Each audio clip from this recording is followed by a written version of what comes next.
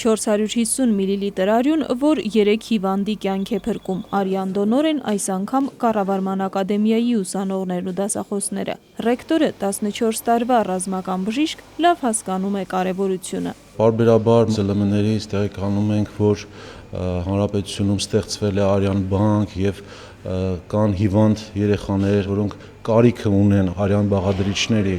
եւ որոշեցինք այդ ձևով օգտակար լինել։ Կառավարման ակադեմիան ինքը իր մեջ բազմաթիվ ուսանողներ է պարունակում, որոնք հետագայում պետք է աշխատեն մեր կառավարման ոլորտում եւ իրենք արդեն պետք է քարոզեն դոնորությունը իրենց կազմակերպություններում։ Ոչ միայն արյան բանկն է հարստանում, այլև երիտասարդներն են դաստիարակվում, ասում է Դաղբաշյանը։ Մարդը, երբ արյունն է նվիրաբերում հասարակության մեկ այլ անդամի, որոշակի պատասխանատվություն է ստանձնում նրա ու շրջապատի համար։ Արյունը բաղադրամասերի է բաժանվում, կարող են լինել նրա թարմ սառեցված պլազման, տրոմբոցիտար մասսան, էրիթրոցիտար մասսան եւ այդ ամբողջ արյան բաղադրամասերը մեկ դոնորից վերցված կարող է ներարկվել 3 տարբեր հիվանդների։ Այս կենտրոնում արյան տարբեր հիվանդություններով 5000 մարդ կա։ Քիմիաթերապևտիկ բուժումը պետք է զուգակցվի արյան բաղադրամասերի ներարկմամբ։ Չի կարելի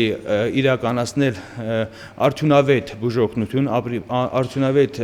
քիմիական դեղորայքով բուժում, եթե չկան արյան բաղադրամասեր, արյան պրեպարատներ։ Այդ իսկ պատճառով յուրաքանչյուր մարդու հանձնած արյունը մեզ օժանդակում է մի հիվանդի, մի երեխայի կյանքը փրկելու գործում։ Արյան չարորակ հիվանդություններն աճման միտում ունեն աշխարհում, ասում է Արյունաբանական կենտրոնի տնօրենը։ Ուռուցքային այլ հիվանդությունների պես դրանք առաջանում են շատ գործոններից՝ ճառագայթում, սննդի հավելումներ, ավտոմեքենաների արտանետումներ։